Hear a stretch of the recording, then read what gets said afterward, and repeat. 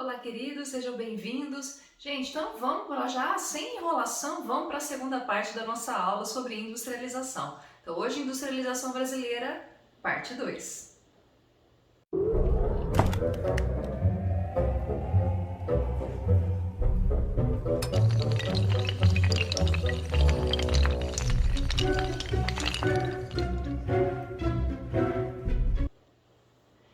Gente, então vamos lá, eu vou retomar um pouquinho do JK, a gente já falou sobre ele, só para retomar alguns aspectos, né? O JK, gente, na verdade, é ele que praticamente impulsiona o processo de industrialização aqui no Brasil. Então, a partir desse momento, o Brasil ele tem realmente o início desse processo. A gente viu que o Getúlio ele embasa, né, ele dá a fundamentação para isso. Isso vai ficar muito concentrado nos estados da região Sudeste, porque os estados da região Sudeste, principalmente São Paulo, como eu mostrei para vocês, já apresentavam algumas características particulares, por conta da cafeicultura, por conta do investimento em pequenas empresas, por conta da mão de obra dos imigrantes italianos. Isso fez com que o estado de São Paulo realmente conseguisse criar determinadas condições que os outros estados brasileiros não conseguiam. Então, quando o JK ele começa a fazer esse processo de industrialização e principalmente quando ele começa a incentivar a vinda de multinacionais aqui para o Brasil, essas multinacionais, é claro que vão optar por um lugar onde essas infraestruturas, né, onde estradas, mesmo a maior parte da população, onde essa população também com capacidade para consumo estava reunida em São Paulo. E isso vai fazer com que a gente tenha uma concentração industrial, principalmente nos estados do Sudeste. Então, São Paulo principalmente, mas também Rio de Janeiro e Minas Gerais. Muito bem, gente. O JK ele vai fazer esse processo, vamos lembrar que o governo dele a gente vai chamar de desenvolvimentista, por quê? Porque ele vai realmente criar uma série de características para fazer com que o território brasileiro se desenvolva. Uma das coisas, por exemplo, é o plano de metas. E além disso, esse processo de industrialização estava embasado naquilo que a gente chama de tripé, tá? Esse tripé econômico aqui que ele criou, que vai ser, primeiro, muita utilização de capital estatal, quer dizer, capital do Estado, o Estado brasileiro intervindo, criando certas condições, rodovias, estradas, portos, e além disso, com indústrias principalmente de base, né, as indústrias pesadas, siderurgia, Petrobras, depois vai surgindo outras também. Então aqui você tem a indústria de base pertencendo ao Estado. A gente tem o capital privado de indústrias de bens duráveis, aqui já para o privado, e a gente vai ter também capital privado estrangeiro, né, internacional, com as grandes multinacionais, como eu falei na aula passada, tá bom? Gente, tudo isso aqui então vai criar as condições para o nosso desenvolvimento, porém, nem tudo foram flores, né? O JK, ainda que ele tenha feito muita coisa positiva, a gente percebeu, né, eu mostrei para vocês na semana passada, que a gente teve algumas consequências negativas, tá? Foi um pouquinho, algumas coisas que ele fez acabou criando uma certa desestabilização econômica, a gente teve sim inflação, a gente teve aqui aumento da dívida externa brasileira, que a gente já tinha, mas que acabou aumentando demais, né, essa dívida externa. Até porque se eu falo de capital estatal, né, se você quer investir em determinados setores, você precisa de dinheiro. O Brasil não tinha esse dinheiro, então ele tinha que emprestar de entidades internacionais. Então a gente começa aí um endividamento público muito grande. E além disso, gente, apesar do plano de metas, a gente continua tendo um processo de desigualdade muito grande. Então você vai ter, por exemplo, se a gente pega as cidades brasileiras, né, São Paulo ou mesmo Rio de Janeiro, aqui a gente começa a aumentar o número de favelas, né, ou áreas muito afastadas, as periferias, enfim, então esse processo acaba gerando uma certa crise tanto econômica quanto social. E aí, gente, olha só, vocês viram que eu pulei do JK para o golpe militar. Não quer dizer que não tenha nada aqui no meio, tá bom? Na verdade, a gente teve sim uma figura patética da história brasileira, tá? Que é o senhor Jânio Quadros. O senhor Jânio Quadros, gente, ele foi eleito logo depois do JK, democraticamente, tá bom? E quando ele foi eleito, gente, o Jânio Quadros ele foi colocado como se fosse uma espécie de salvador, porque ele tinha muito um discurso que a gente pode chamar hoje em dia de anti-establish. O que é esse anti-establish? Né? Era alguém fora desse padrão político que a gente sempre tinha, e ele falava muito, e ele era muito, né, sabe aquela pessoa que fala, tá lembrando alguém? Talvez isso lembre alguém? Talvez isso lembre uma pessoa? Então ele falava muito, e aí ele foi eleito com um discurso muito anticorrupção. Então ele falou que ele ia limpar a corrupção de Brasília. Olha que coisa linda. Aí, inclusive o lema de campanha dele era esse, né? Varre, varre, varre, vassourinha. E essa vassourinha aí, o que era? Era ele varrendo a corrupção do Brasil. Olha que coisa bonita, gente. Pois é, só que tudo não passou de um sonho, tá? Então foi, né, a gente foi do sonho para a realidade muito rápido, tá bom? O Jânio Quadros, ele não conseguiu fazer um plano que realmente tirasse o Brasil da crise que a gente entrou pós-governo JK, né? A gente começa a ter uma crise cada vez maior. O Jânio Quadros não consegue resolver essa crise. E aí, gente, ele tem uma ideia muito boa. Ele resolve renunciar. Aliás, acho que isso é uma ideia, hein? Ideia boa. Serve para outras pessoas também.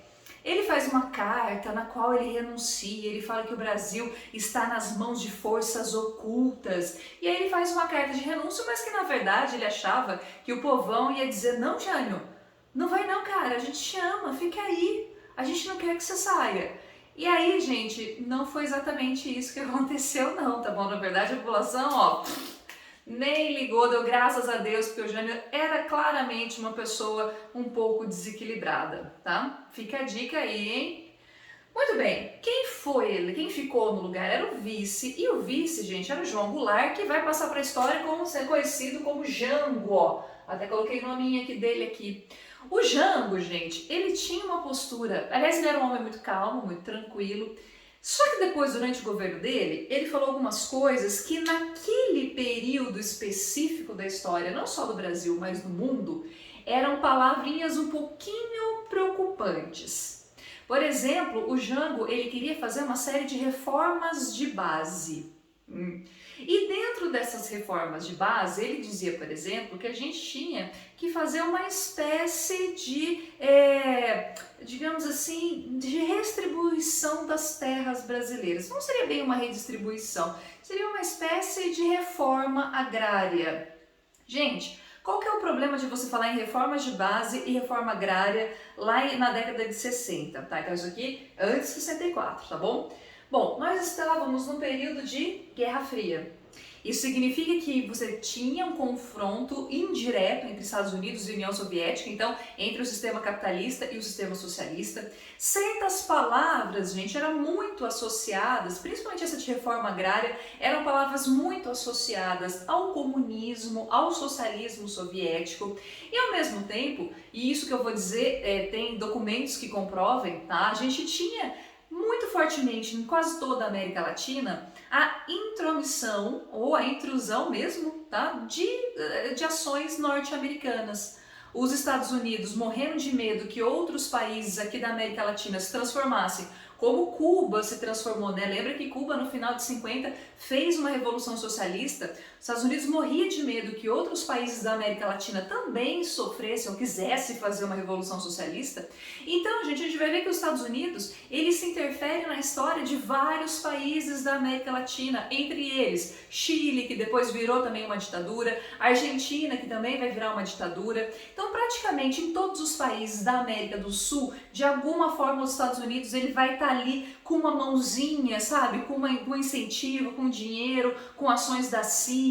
E isso vai acontecer no Brasil, tá? Ele vai ver no Brasil um risco, já que a gente tinha um país que era muito grande, muito desconexo, já que a gente tinha regiões que eram industrializadas, no caso do Sudeste, mas a gente tinha o Centro-Oeste, que era quase abandonado, a gente tinha o Norte, né, que era muito distante. Ao mesmo tempo, aí você tem um presidente que fala as palavrinhas, reforma de base, reforma agrária. E ainda por cima o Jango vai ser um pouquinho pior, gente. O Jango ainda por cima vai fazer umas visitinhas na China, que já era comunista. Então isso vai ser muito mal visto para os Estados Unidos. Tá? Os Estados Unidos ele começa a se mobilizar dentro do território brasileiro. Ele faz isso mais de uma vez, tá, gente? E como eu disse, tem documentos comprovando isso, não sou eu que estou inventando, não. Os militares brasileiros também começam nessa onda de talvez querer dar realmente um outro propósito, tirar o Jango do poder. E também nós vamos ter o surgimento desse grupo aqui, que é a Marcha da Família com Deus. Nós estamos quando? Em 2019, 2020 ou 1964? Sim, 64, tá? a história brasileira se repete. Sim, infelizmente ela tem alguns eventos aí que vão se repetir com outras pessoas, com outras condições, mas a gente tem algumas coisas muito semelhantes na história, né? Esse grupo aqui falava que o Jango ele ia sim fazer uma revolução socialista no Brasil. Gente, eu quero lembrar vocês que para ter uma revolução socialista, a gente tem que ter a participação do povo, que foi o que aconteceu em todos os países que se transformaram em países socialistas. Então esse é um dos requisitos. A gente tem que ter toda uma mobilização para estatizar tudo que existe, quer dizer, tudo se transformar em algo do Estado. A gente tem que ter essa participação do povo. E o Jango, gente, o Jango nunca quis isso. Em nenhum momento existe nenhum tipo de comprovação, nenhum tipo de documento, nada que apontasse que o Jango estava mobilizando grupos no Brasil para fazer com que a gente tivesse uma revolução socialista, tá bom? Muito pelo contrário, o que ele foi fazer lá na China não tinha nada, não era coisas políticas, tá bom? Eram muito mais questões econômicas, questões de cooperação econômica, já que a China estava começando um processo de industrialização também. Então vejam que é realmente armado toda uma situação pelos militares, por esse grupo aqui, que não era o grupo majoritário do Brasil, tá? E pelos militares, então eles armam todo um circo para conseguir dar o golpe militar. Só um detalhe, gente, os militares brasileiros só fazem o golpe em 64, só realmente dão o golpe em 64, com a garantia da Marinha Americana que se acontecesse alguma coisa, tipo se a população se revoltasse, se alguém fosse na rua, alguma coisa assim, a gente tinha navios americanos muito próximos da costa brasileira, prontinho para intervir. Então o exército falou assim, oh, vamos dar o golpe, mas né, a gente vai ter que ter uma ajuda aí, entendeu? E os militares naquela época já estavam, né, meio pipocando. Eles deram o golpe. E por que a gente chama de golpe? Por que a gente não chama de revolução? Que revolução militar o quê, gente? Revolução é quando você tem a participação do povo. O povo, gente, infelizmente, mal sabia o que estava acontecendo. Tanto é que depois que a gente teve o golpe, não teve grandes manifestações ali, pelo menos de imediato. A gente vai ter depois grandes manifestações, sim, os estudantes, né? A gente tem a Uni. Então, a gente vai ter vários grupos aí que tentam fazer manifestações, mas eu vou mostrar para vocês que isso não é possível porque os militares se organizam para que não tivesse nenhum tipo de manifestação ou nenhum tipo de movimento social. Muito bem, gente. Golpe 64. Não vou falar para vocês sobre ditadura hoje, tá bom? Para a gente se encontrar no Meet, aí a gente fala um pouquinho mais sobre a ditadura e por que a gente não pode repetir determinadas besteiras da ditadura, tá? Mas, como nós estamos falando de industrialização, é importante que a gente fale desse período aqui, que vai de 1968 a 1974. Gente, esse período vai ser conhecido como o milagre econômico brasileiro. Por quê?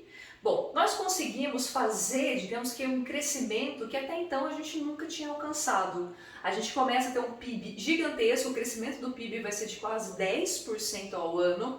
A gente consegue sim aumentar o consumo, o número de indústrias, o número de empregos. Tudo isso com uma forte ação do Estado, tá, gente? A gente vai ter um Estado que a gente chama de intervencionista. O que significa o Estado intervencionista? Quer dizer que é um Estado muito presente. Aqui a gente vai ter uma ditadura militar capitalista, tá? Então ditaduras podem ser de esquerda ou de direita, nesse caso aqui era de extrema direita. E você, com uma forte ação do Estado, a gente conseguiu ter determinados tipos de crescimento. Ao mesmo tempo que nós tínhamos essa estatização, essa forte ação do Estado, em vários setores estratégicos, tá, gente? Aqui vai surgir mais ainda empresas estatais. E empresas estatais dos setores de comunicação, de energia, que já existiam lá atrás, né, que foram crescendo desde Getúlio, do JK, e aí depois vão crescer cada vez mais no período militar. Ao mesmo tempo, você tem ainda mais o incentivo para essas grandes multinacionais. Então, mais multinacionais vêm ainda para o Brasil. Vamos ter também, gente, uma expansão do consumo, porque se você tem um aumento de indústrias, ainda que multinacionais, e também investimentos em grandes obras, a gente começa a ter, gente, aquelas obras faraônicas no Brasil, tá? Você tem a Ponte Rio-Niterói, você tem Itaipu, você tem aquelas grandes obras gigantescas, e isso acaba gerando emprego a priori, né? No primeiro momento isso gera sim muito emprego. Então se a gente tem emprego aqui nas multinacionais e se a gente tem emprego aqui com essas grandes obras, sim, a população brasileira começa a consumir, né? A população começa a comprar cada vez mais coisa, então você tem esse acesso ao consumo mais facilmente.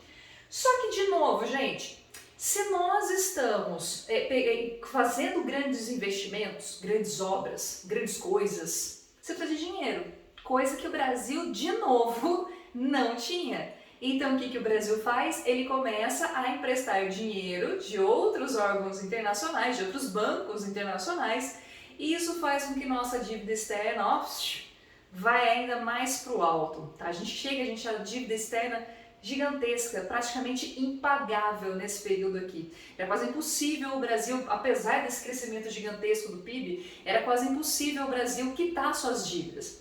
E veja bem, gente, olha, se a gente pegar pessoas comuns, tá? Não vamos pensar em governo, vamos pensar em pessoas comuns. Se você tem uma dívida, é claro que você tem que pagar ela por mês, tá? Você não vai conseguir, você não vai dar dinheiro só de vez em quando não, que não é carnê do Zé da esquina, tá? Você vai ter realmente, como se fosse um boleto ali, como se fosse uma fatura de cartão de crédito. Tem que pagar mês a mês. Só que se essa dívida é muito maior do que aquilo que você recebe, né, aquilo que você tem com esses vários investimentos, com as multinacionais, com os impostos, se você tem um gasto muito maior do que aquilo que você recebe, é óbvio, né, não precisa ser nenhum gênio para entender que isso vai acabar entrando num processo de crise aí, né? Você não consegue mais pagar, ou você deixa de investir em outras coisas, você deixa de fazer certas coisas, você tem que pagar essa dívida, né? Você tem que pagar essa dívida externa. Ao mesmo tempo, gente, no final da década de 70, nós começamos a ter uma série de problemas internacionais. A gente vai ter pelo menos 2 graves crises ou choques do petróleo, então isso acaba tendo um impacto também na economia brasileira. Mesmo a questão das importações e exportações, o crescimento dessas multinacionais, tudo isso fica meio comprometido. E aí você vê, o Brasil está lá cheio de dívida, ele começa a ter uma diminuição daquilo que ele recebe. Internacionalmente, ele já não consegue vender tanto as suas commodities porque a gente tem crises internacionais.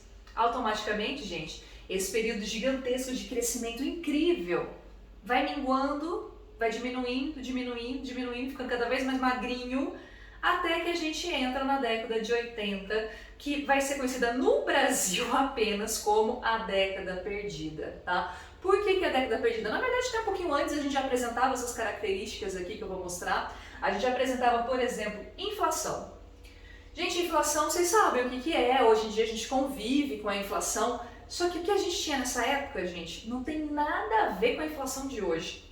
A inflação de hoje, por exemplo, às vezes você demora uns 3, 4 dias, ou talvez um mês, de um mês para outro. Você pode ter um aumentozinho de alguns centavos aí em alguns produtos, né? Não em todos, mas às vezes um ou outro aumenta um pouquinho mais, ou aumenta um pouquinho menos. Isso é inflação. Então os produtos eles aumentam realmente de preço. Isso é um processo econômico que realmente vai acontecer. Nesse caso aqui, o preço não era ajustado mensalmente. O preço era ajustado diariamente. E não era ajustado tipo assim, aumentar centavos. Ele aumentava, gente, os produtos quase todos os dias tinham aumentos enormes. Só que isso não tinha o acompanhamento do aumento do salário. Então você imagina, você é um trabalhador, recebe lá 3 salários mínimos, que seja. Esses 3 salários mínimos você vai receber esse mês o mesmo salário mínimo no mês que vem, e o mesmo, porque não tem reajuste. Só que para você comprar coisas que estão cada vez mais caras. Gente, perguntem talvez aos avós de vocês, né, as pessoas mais velhas, essa época que era muito comum as pessoas fazerem dispensa em suas casas, elas iam uma vez por mês para fazer a compra do mês, comprava bastante coisa, principalmente coisas em promoção, comprava, deixava estocado na sua casa. Por quê? Porque você não tinha garantia que no dia seguinte esse mesmo produto não estaria mais caro. E sim, com certeza estaria muito mais caro, tá? Então a inflação nessa época aqui não era um aumentozinho de mês para mês, era um aumento grande, diário, e que realmente dificultava muito para o trabalhador comprar coisas. Junto com a inflação, nós tivemos o desemprego, tá? Muitas indústrias nacionais fecharam porque foram compradas por multinacionais, mas a gente não teve um aumento de emprego, pelo contrário, a gente teve um grande desemprego nessa época.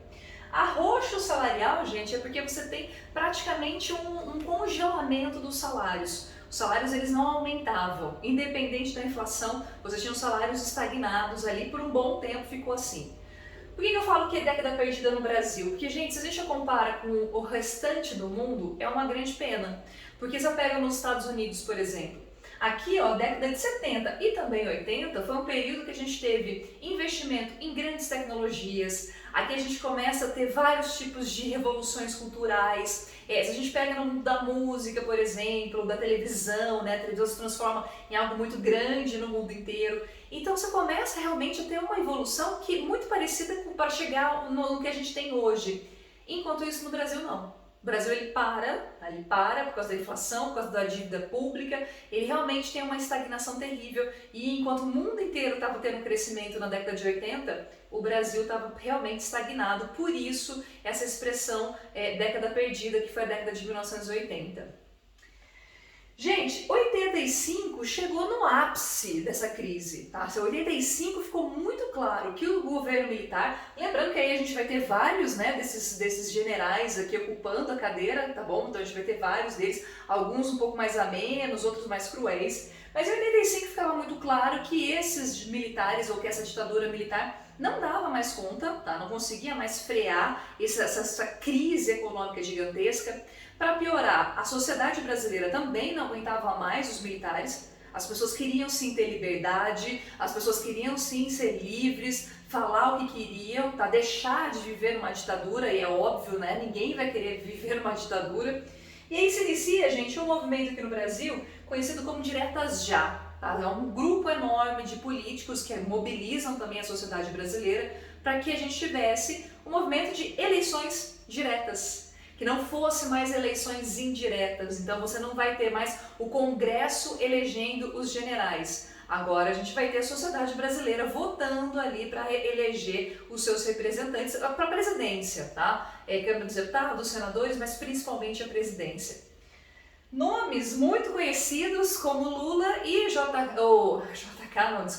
FHC, né, Fernando Henrique Cardoso, estavam aqui presentes. Tinha outros políticos muito conhecidos para aquela época. A gente vai ter Tancredo Neves, a gente vai ter Ulisses Guimarães, a gente vai ter Paulo Maluf, tá? Alguns assim dinossauros da política brasileira, né? Mas eles já estavam ali presentes fazendo esse movimento, todos se uniram, independente de direita e esquerda, se uniram para fazer essa grande revolta. E aí a gente realmente percebeu que não tinha mais, os militares perceberam que não tinham mais como manter o poder. Em 1985, gente, eles abrem mão então, e aí você vai ter a última eleição indireta no Brasil. Apesar do movimento de diretas já, a eleição que a gente teve, a última eleição indireta, né, que começaria o processo de redemocratização aqui no Brasil, ainda não foi para todas as pessoas, né, o povão não foi votar. E aí, gente, olha como nós somos azarados. Olha como o Brasil tem hora também que dá uns azar, que eu vou te falar uma coisa, viu? Bom, a gente tinha dois candidatos fortes para ser eleitos presidentes, um era o Paulo Maluf e outro era o Tancredo Neves, e esse é que foi eleito indiretamente, tá? Então indiretamente elegemos o Tancredo Neves. Acontece, gente, que o Tancredo Neves é muito simpático, que aliás, caso vocês não saibam, é avô do Aécio Neves, que é uma figura que talvez vocês até tenham esquecido, né, que foi fez tudo o que fez lá, tudo que fez em 2014, 2015, depois sumiu por medo de ser preso. Bom, o Tancredo era um velhinho assim muito bonzinho, tinha muita fé, muita esperança no Tancredo, tá? Só que o Tancredo, logo depois de ser eleito, ele começa a ficar doente, ele vai ficando cada vez mais doente, até que ele morre. E aí quem assume é o seu vice, José Sarney. José Sarney, se vocês procurarem aí no Google, vocês vão conhecer, figurinha assim, é outro dinossauro da política brasileira, né? Tá ali nessa política faz anos, praticamente comanda ali o Maranhão. E, gente, figurinha assim, terrível, viu? Terrível. O José Sarney vai ser eleito, então, indiretamente, né? Como morre o Tancredo Neves, o José Sarney assume o poder. Num período em que era óbvio que o Brasil precisava de uma série de reformas, né, uma série de providências sérias para tirar o Brasil dessa grave crise. E aí, gente, falando de forma bem breve, tá bom? O José Sarney ele vai tentar fazer um plano econômico. E a gente vai ver que a partir desse momento a gente vai ter vários planos econômicos. A gente vai ter esse, depois a gente vai ter o plano do Collor, depois a gente vai ter o próprio Fernando Henrique Cardoso com o plano real, que é o que funciona, tá? No final das contas é o que vai funcionar. E o plano cruzado era várias medidas. Entre essas medidas a gente vai ter congelamento de preços, então para você tentar frear o processo de inflação, então você congela os preços, que não vão dar muito certo, né? Não consegue ir muito além. A gente vai ter um ajuste salarial, ok, então aumenta o salário das pessoas. Depois a gente vai ter moratória. Prestem atenção nessa palavra, gente. Moratória, na verdade era assim, eles anunciaram que faria uma moratória. Moratória é você parar de pagar a dívida externa. Veja bem, você vai chegar lá no seu banco, vai chegar para o gerente, seu banco não, vocês não têm banco, né? Vou chegar eu, no meu banco, e falar assim, se bem que eu também não tenho dívidas, mas enfim, vou falar assim, olha, eu não vou mais pagar minhas dívidas, não vou pagar. Sei que estou devendo, mas não vou pagar. Vocês acham que o banco vai depois emprestar dinheiro para mim? Você acha que depois eu vou ter moral para pedir qualquer outra coisa, gente? Não tem moral, né? Quando você fala que você não vai pagar sua dívida, quando você anuncia essa moratória, pega muito mal, tá bom? Pega muito mal para o governo brasileiro. Então a gente vai ver que isso aqui, rapidamente eles voltam atrás e falam, não, a gente estava brincando, a gente vai pagar sim, não, era brincadeira, esquece. Então foi só um anúncio, a gente realmente não fez isso.